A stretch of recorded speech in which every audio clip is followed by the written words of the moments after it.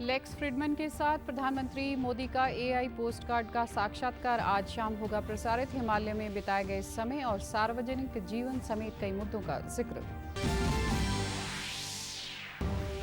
संयुक्त किसान मोर्चा ने चंडीगढ़ में किसान भवन में बैठक। आज किसानों ने मुख्यमंत्री भगवंत मान को दिया खुली बहस का न्योता। आज अगली रणनीति पर चर्चा करेंगे किसान।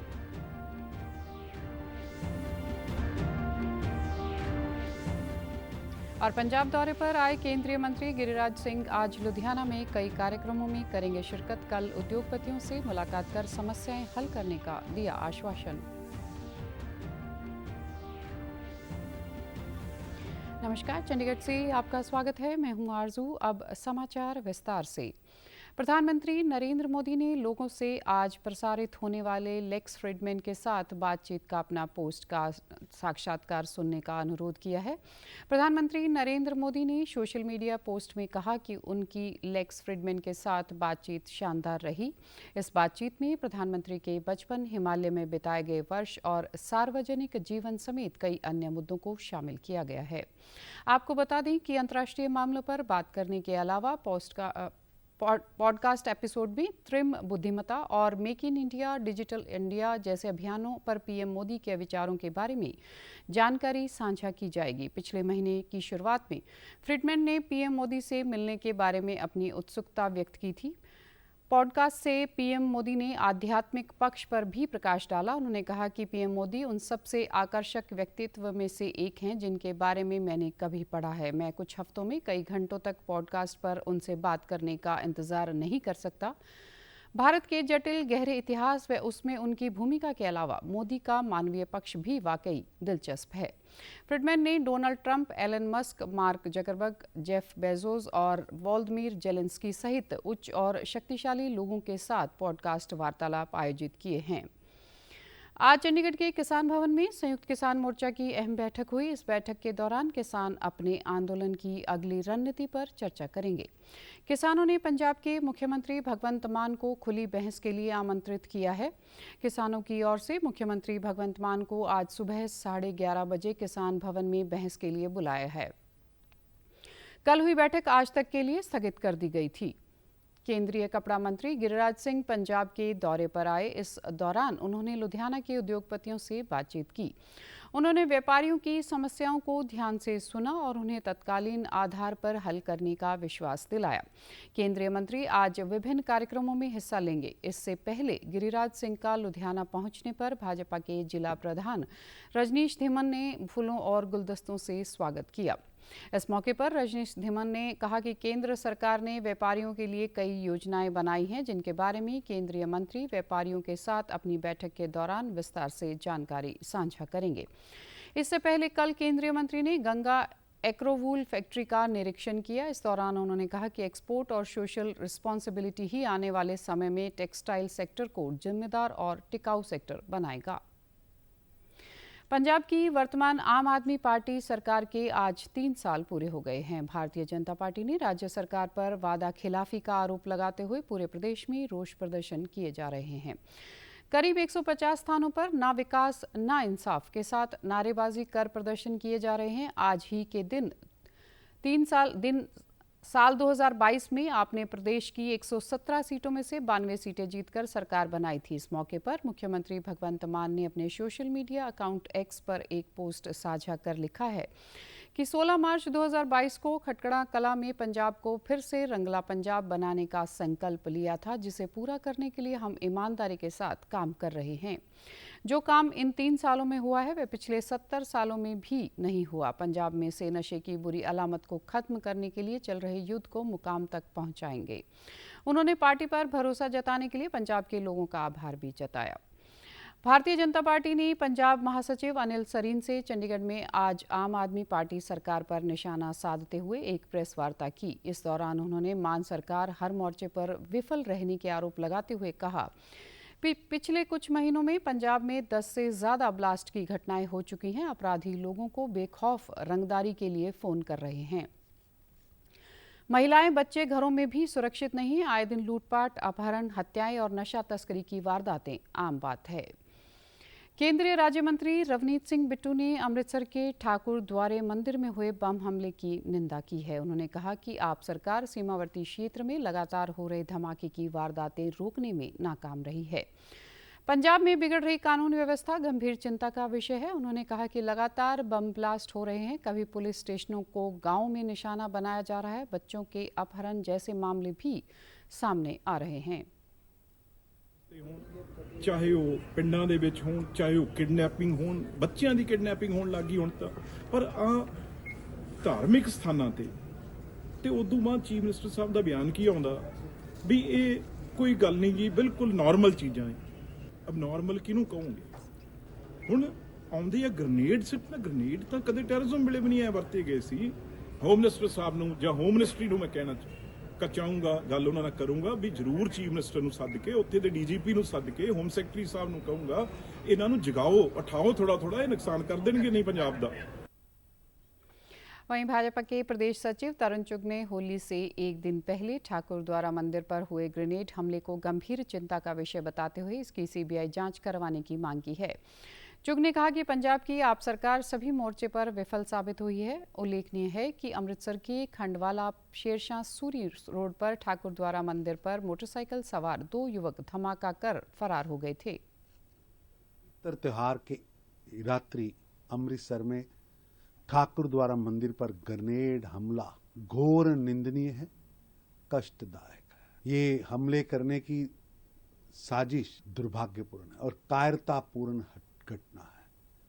इस घटना की मैं कड़े शब्दों में निंदा करता हूं, पर यह घटना स्पष्ट रूप से एक अलार्म है, एक चेतावनी है कि किस तरह पंजाब की कानून व्यवस्था दर प्रतिदिन बिगड़ती जा रही है। और पंजाब की आम आदमी पार्टी पंजाब की जनता की सुरक्षा करने की बजाय केजरीवाल साहब की आमद की स्वागत की तैयारियों में जुटी हुई है। इसकी CBI से जांच कराई जानी चाहिए। युद्ध नशों के विरुद्ध मुहिम को लगातार 15वें दिन जारी रखते हुए पंजाब पुलिस ने आज 557 स्थानों पर छापेमारी की। इस दौरान राज्य भर में 114 नशा तस्करों को गिरफ्तार कर 72 FIR दर्ज की गई। इसके साथ ही केवल 15 दिनों में गिरफ्तार किए गए कुल नशा तस्करों की संख्या 1936 हो गई है। पुलिस टीमों ने गिरफ्तार तस्करों से 945 ग्राम हेरोइन, 43 किलो भुक्की, 3098 नशीली गोलियां व इंजेक्शन और 76,310 रुपये ड्रग मनी बरामद की है। यह कार्रवाई पंजाब के पुलिस के महानिदेशक गौरव यादव के निर्देशानुसार प्रदेश के सभी 28 पुलिस जिलों में एक साथ की गई। गौरतलब है कि मुख्यमंत्री भगवंत सिंह मान ने पुलिस कमिश्नर, डिप्टी कमिश्नर और सीनियर पुलिस अधीक्षकों को 3 महीनों में पंजाब को नशा मुक्त राज्य बनाने के निर्देश दिए हैं। पंजाब सरकार ने नशों के खिलाफ इस अभियान की निगरानी के लिए वित्त मंत्री हरपाल सिंह चीमा की अध्यक्षता में 5 सदस्यीय कैबिनेट उप समिति का गठन भी किया है। कानून और व्यवस्था के विशेष DGP अर्पित शुक्ला ने जानकारी दी कि 103 गजटेड अधिकारियों की निगरानी में 1600 से अधिक पुलिस कर्मियों वाली 250 से अधिक पुलिस टीमों ने प्रदेश भर में छापेमारी की और दिन भर चले इस ऑपरेशन के दौरान 592 संदिग्ध व्यक्तियों की जांच की गई। इस रणनीति के तहत पंजाब पुलिस ने नशा मुक्ति अभियान के अंतर्गत 2 व्यक्तियों को नशा छोड़ने और पुनर्वास उपचार के लिए प्रेरित किया है, जबकि रोकथाम अभियान के तहत आज पूरे राज्य में 127 जागरूकता कार्यक्रम आयोजित किए गए। भारत के सार्वजनिक प्रसारक प्रसार भारती को हॉकी इंडिया दोबारा आयोजित हॉकी इंडिया वार्षिक पुरस्कार 2024 इसमें अमूल्य योगदान के लिए जमन लाल शर्मा पुरस्कार से सम्मानित किया गया। कल नई दिल्ली में आयोजित भव्य समारोह में प्रसार भारती बोर्ड के अध्यक्ष नवीन कुमार सहगल ने पुरस्कार ग्रहण किया। इस आयोजन में केंद्रीय संसदीय कार्य मंत्री किरण रिजिजू और हॉकी इंडिया के अध्यक्ष और पुरस्कार दिलीप तिर्की को भी पुरस्कार प्रदान किया गया। इस मौके पर प्रसार भारती बोर्ड के अध्यक्ष नवीन सहगल ने कहा कि हॉकी को बढ़ावा देने में प्रसार भारती के OTT प्लेटफॉर्म वेव्स ने अहम योगदान दिया है। There is a need for a Grameen Hockey League, and we at Prasar Bharati through Doordarshan and our new OTT network, that is Waves, platform Waves, we are trying to make hockey reach every nook and corner of the country to encourage not only the players but also give them honor and respect that they deserve. Paris Olympic में कांस्य पदक जीतने वाले भारतीय hockey team के कप्तान हरमनप्रीत सिंह को hockey India द्वारा 7वें सालाना पुरस्कार 2024 के तहत सर्वश्रेष्ठ पुरुष खिलाड़ी और गोलकीपर सरिता को सर्वश्रेष्ठ महिला खिलाड़ी के तौर पर बलबीर सिंह सीनियर पुरस्कार से नवाजा गया है। 50 साल पहले 15 मार्च को कुआलालंपुर में भारत को एकमात्र विश्व कप दिलाने वाली अजीत पॉल सिंह की कप्तानी वाली भारतीय टीम को ध्यानचंद लाइफ टाइम अचीवमेंट पुरस्कार से सम्मानित किया गया। इस मौके पर केंद्रीय मंत्री किरण रिजिजू ने केंद्रीय राज्य मंत्री जितिन प्रसाद ने भारतीय पुरुष टीम को पेरिस ओलंपिक 2024 में लगातार दूसरा कांस्य पदक जीतने पर बधाई दी। हर खिलाड़ी को 15-15 लाख रुपए और सहायक स्टाफ को 7.5 लाख रुपए का चेक दिया गया। हॉकी इंडिया ने इस साल कुल इनाम राशि बढ़ाकर 12 करोड़ रुपए कर दी है। इस दौरान 1975 विश्व कप विजेता टीम को सम्मानित करने का यह पल खास रहा। केंद्रीय मंत्री ने कहा कि उनकी उपलब्धियों ने भारत हॉकी को नई पहचान दी है और देश का मान बढ़ाया है। समारोह के दौरान भारतीय हॉकी टीम के कप्तान हरमनप्रीत सिंह ने इस अवार्ड को बेहद खास बताते हुए कहा कि मुझे इस बात की खुशी है कि वे इस व्यक्तिगत अवार्ड को पूरी टीम को समर्पित करते हैं। मैं पूरी अपनी टीम को डेडिकेट करना चाहता हूँ। एशिया में हम देखें तो डोमिनेट करते हैं और वो हमारी रिस्पॉन्सिबिलिटी है, क्योंकि जब भी हम एशिया में कोई भी टूर्नामेंट खेलने जाते हैं और ओपोनेंट्स का यही रहता है कि इंडिया को बीट करना है, तो हमारे पे भी वो रिस्पॉन्सिबिलिटीज रहती हैं कि यूरोपियन टीम के साथ हम इतना अच्छा परफॉर्मेंस कर रहे हैं, ओलंपिक में इतना अच्छा परफॉर्मेंस कर रहे हैं, तो हमारे पे भी वो चीज़ रहती है कि हम जब भी एशिया में खेलें तो मेक श्योर कि हम अपना बेस्ट करें और वो टूर्नामेंट जीतें। तो ऑफ कोर्स पद्म पुरस्कारों के लिए नामांकन और सिफारिशें कल से शुरू हो गई हैं। गृह मंत्रालय ने एक बयान में कहा कि गणतंत्र दिवस 2026 के अवसर पर घोषित किए जाने वाले पद्म पुरस्कारों के नामांकन की अंतिम तिथि 31 जुलाई 2025 है। पद्म पुरस्कारों के लिए नामांकन और सिफारिशें केवल राष्ट्रीय पुरस्कार पोर्टल awards.gov.in पर ऑनलाइन प्राप्त किए जाएंगे। भारत रत्न के बाद पद्म पुरस्कार, साथ ही पद्म विभूषण, पद्म भूषण और पद्म श्री देश के सर्वोच्च नागरिक पुरस्कारों में शामिल हैं।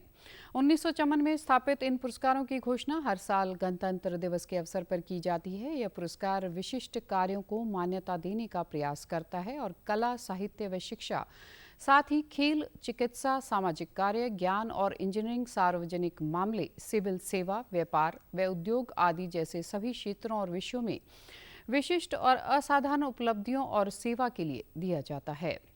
जाति, व्यवसाय, पद या लिंग के भेदभाव के बिना सभी व्यक्ति इन पुरस्कारों के लिए पात्र हैं। डॉक्टरों और वैज्ञानिकों को छोड़कर सार्वजनिक उपक्रमों में काम करने वाले सरकारी कर्मचारी पद्म पुरस्कारों के लिए पात्र नहीं हैं। सरकार पद्म पुरस्कारों के लिए पीपल्स पद्म बनाने के लिए प्रतिबद्ध है। इसी के लिए सरकार सभी नागरिकों से नामांकन और सिफारिश करने का अनुरोध किया है।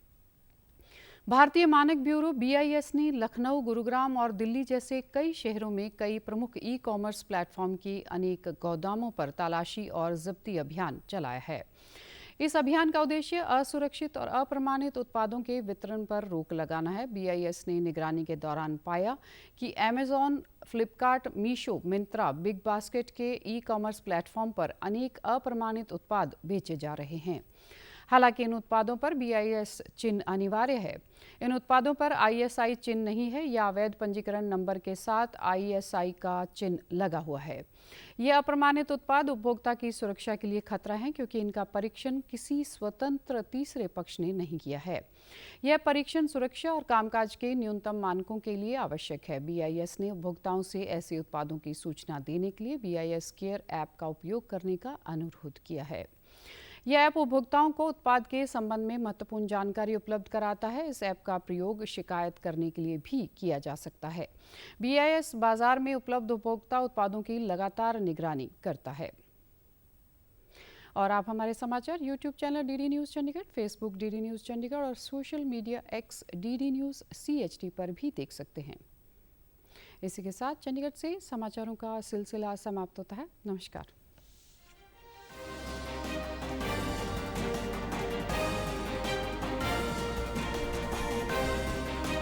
कहाँ ये हटाना प्लीज।